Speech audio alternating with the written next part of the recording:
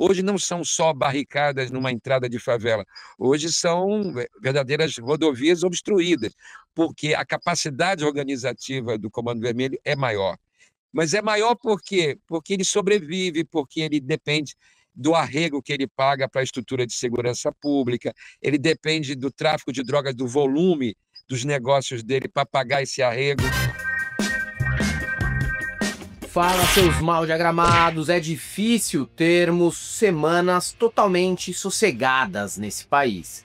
Essa última semana de outubro não poderia ser diferente. Enquanto Lula retornava de uma viagem bem-sucedida à Malásia, na qual se encontrou com Donald Trump, o bicho pegava no Rio de Janeiro. Uma mega operação com a participação de 2.500 homens das polícias militar e civil prendeu mais de 80 suspeitos de integrar o Comando Vermelho e resultou na morte de 128 pessoas até o fechamento desse roteiro por volta das 11 da manhã de quarta-feira, 29 de outubro. Nem todos, evidentemente, são faccionados. Casas foram alvejadas e até cachorros levaram bala no focinho.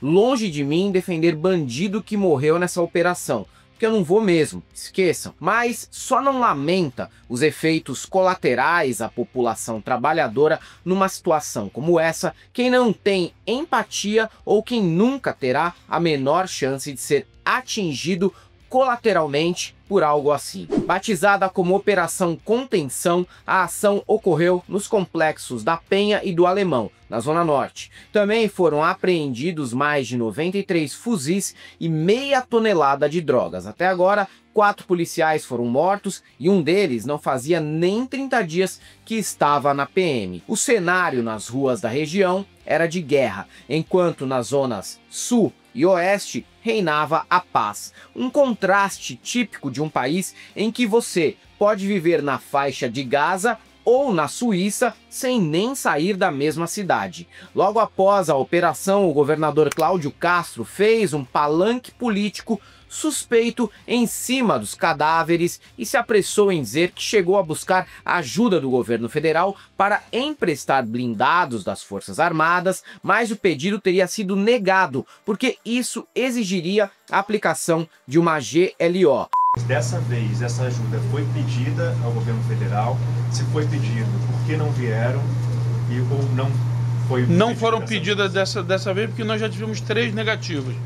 Então nós já entendemos que a política é de não ceder, falando que tem que ter GLO, que tem que ter isso, que tem que ter aquilo, que podiam emprestar o blindado e depois não podia mais emprestar porque o servidor que opera o blindado, ele é um servidor federal, então tinha que ter GLO e o presidente já falou que ele é contra a GLO. Traduzindo, ele queria passar por cima de procedimentos padrões para que não assumisse o fracasso do seu próprio governo, que seria escancarado com a interferência federal. Tem método e a ideia é criar um tensionamento entre estados e governo federal, o que já foi encampado pelo Caiado, que disponibilizou tropas de Goiás para auxiliar o Rio de Janeiro. Sim, as mesmas tropas que demoraram mais de um mês para localizar o Lázaro no meio do mato. Fora que Cláudio Castro também se colocou contrário à PEC da Segurança Pública, que ampliava a participação do governo federal na segurança de todos os estados,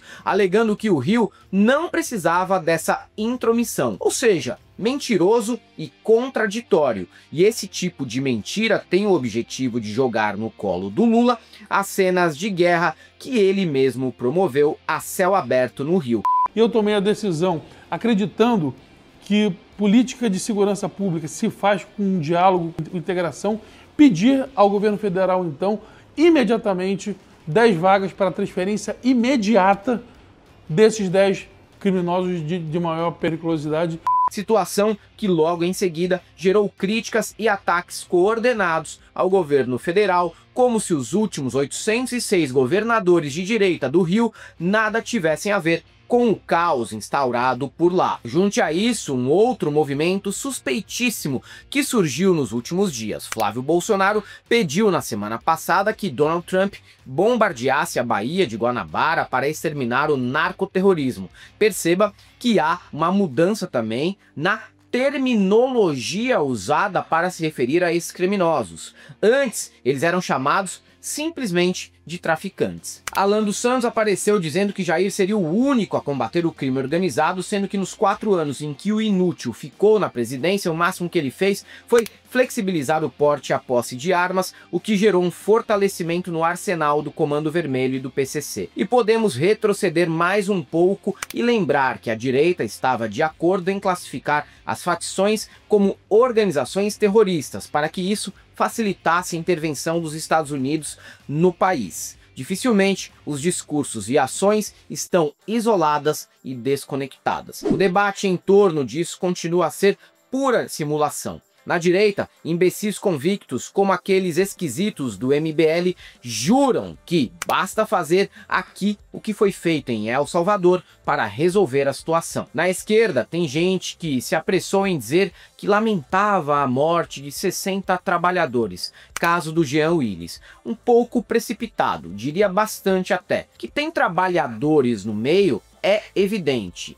Que se lamente que inocentes estão envolvidos involuntariamente e que a cidade virou um caos porque a operação não calculou direito à reação, idem, mas parte da esquerda deveria parar de uma vez por todas em relativizar bandidagem. Quem empunha uma arma e mira contra a polícia sabe o risco que está correndo. Ou Lula se coloca como o cara que vai para cima do crime organizado e perde votos de pissolistas delirantes, ou algum aloprado que caga e anda para o favelado trabalhador vai tentar resolver isso da forma mais atroz possível, sem medir consequências. Enquanto o Rio vivia um cenário de gore, com homens decapitados, decepados e estropiados no meio da rua, a extrema-direita fazia politicagem barata nas redes. Cláudio Castro, que estava apagadíssimo no fraco mandato que ganhou de mão beijada de Wilson Witzel, foi até cogitado como o próximo presidente do Brasil por ter feito uma faxina no Rio, como disse Nicolas Ferreira. A maior faxina da história do Rio de Janeiro. 60 criminosos mortos que estavam criando um cenário de guerra em um local onde as pessoas são subordinadas ao tráfico. Nicolas também é um cretino mentiroso. Em outro post criticou Lula pelas cenas vistas ontem e ignorou completamente que Cláudio Castro é do PL, o seu partido, e que o presidente dele nunca transformou essas regiões em folheto de testemunha de Jeová. O próprio Gaguinho está orgulhoso com a operação e usando o que aconteceu como capital político para 2026, vendendo a narrativa de que com ele o crime organizado não prospera.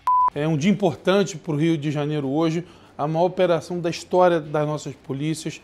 Até agora temos 60 criminosos neutralizados, 81 presos e 75 fuzis apreendidos.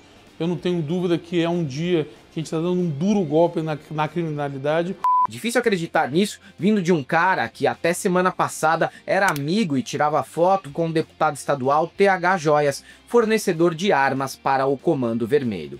Apesar do seu teto de vidro, ele usa uma fórmula que dá certo em programas policialescos e no Zap Zap: empilhar corpos e fingir que algo está sendo feito. Morre 60 peões hoje e amanhã o Comando Vermelho arranja outros 100 para colocar no lugar. Se não asfixiar a facção financeiramente e retomar seus territórios com ocupação, nem começa a fazer efeito. Inclusive, o PL tenta jogar no colo do Lula essa situação, mas esquece que o estado do Rio tem uma bancada repleta de políticos do partido, governador também é do partido, a capital tem um prefeito que se bandeou para o lado da extrema-direita e os senadores também são todos do PL. O que, por exemplo, estava fazendo o Romário no momento em que as comunidades da Penha e do Alemão ardiam em chamas. Preocupado com as suas prioridades, como participar de podcast, organizar futebol beneficente e jogar futevôlei. Nem uma palavra sequer sobre bandidos usando drones contra policiais. Todo mundo sabe o que ocorre. Sabe que perdemos soberania sobre certas regiões e o direito de ir e vir da população foi afetado, mas tem oportunista vendendo solução mágica, prometendo ser um novo Bukele ou com papinho cansado sobre o bandido ser sempre e somente vítima da sociedade. A questão é que a sociedade cansou de conversinha mole e promessa furada que até hoje pouco avança em resolver uma situação de guerra civil contínua. E em 2026, esse assunto será extremamente importante e delicado para a eleição. Não vai dar para a esquerda criticar polícia quando mete bala em bandido e muito menos para a direita se deleitar com efeitos colaterais e colocar no mesmo balaio traficante e favelado trabalhador, como se fosse tudo a mesma coisa só porque são pretos ou quase pretos de tão pobres. Como é que ele trata o problema da violência? Procurou destruir aquele programa do CIEPS, a escola pública está daquele jeito, professorado em crise, praticamente o ensino público desmantelado, o particular indo no mesmo caminho. Quer dizer, as causas de tudo isso completamente abandonadas. E ele incentivou a repressão. As favelas são guetos de inimigos. Tem que invadir as favelas. Que coisa mais escandalosa do que esta. Agora, tudo é culpa da favela. Então, combate. Que programa teria? Pior é a matança. O escândalo da matança. Eu não sou isentão, mas se o crime está unido para dominar o Estado não deveria estar fragmentado neste assunto. É isso aí, galera. Para quem gosta do nosso canal, nós temos nosso apoio, seja membro, Pix e conta jurídica, caso vocês queiram e possam fazer uma colaboração para que a gente continue por aqui produzindo conteúdo para vocês. Não deixem de conhecer as nossas redes sociais, as nossas camisetas Neo Cabriton e o nosso curso no ICL, o Instituto Conhecimento Liberta. E para todos aqueles que não acham que as declarações do Cláudio Castro não foram feitas de caso pensado para abalar o governo federal, só temos uma coisa para te dizer: não passarão.